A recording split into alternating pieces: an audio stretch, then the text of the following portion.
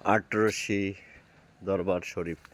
এই দরবার শরীফে যদিও শেষ রোজা এবং রোজার মাস, এই শেষ রোজার মাসের কারণে এখানে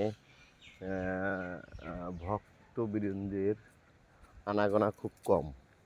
কম বলতে আমি যতবার আসছি ততবারের মধ্যে এত কম ভক্তবৃন্দ আমি দেখিনি।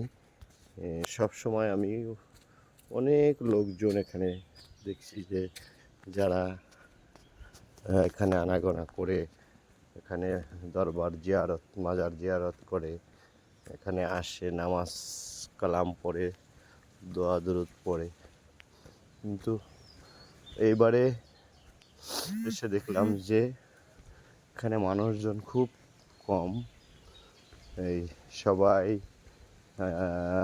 পরিষ্কার পরিচ্ছন্ন করতেছে মাজারের ভিতরে বাহিরে, যেখানে যে অবস্থায় রান্নাঘর, রান্নাশালা, তারপরে হলো চালের গুদাম, আলুর গুদাম।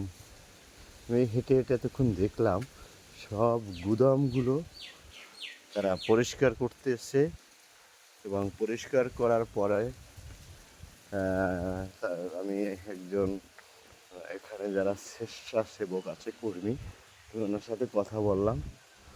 উনি বলল যে সামনে ঈদে সবাই ঈদে চলে যাবে।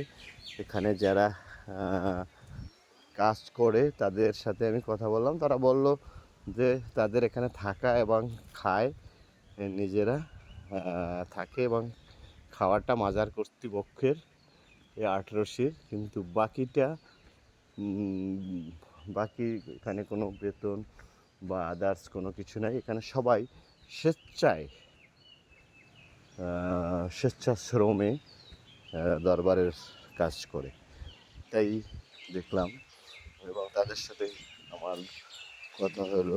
এখানে হাজার হাজার, প্রায় 10-15 হাজার এরও বেশি, 20,000, 30,000, আবার মাহফিলের সময় 40,000ও কর্মী আছে যারা থাকে। এই কর্মীরা স্বেচ্ছায় কাজ করে। তাই ধন্যবাদ আপনাদেরকে। আটরশি দরবার শরীফের এটা হলো হরিণশালা।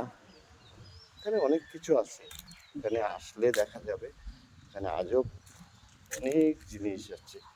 যেটা হলো যে দেখবেন যে গুদামে কোনো চাল নাই, চালের গুদাম শেষ। রাতে দেখবেন অন্তত 50 ট্রাক 100 ট্রাক চাল আইসা গুদাম ভর্তি হয়ে গেছে।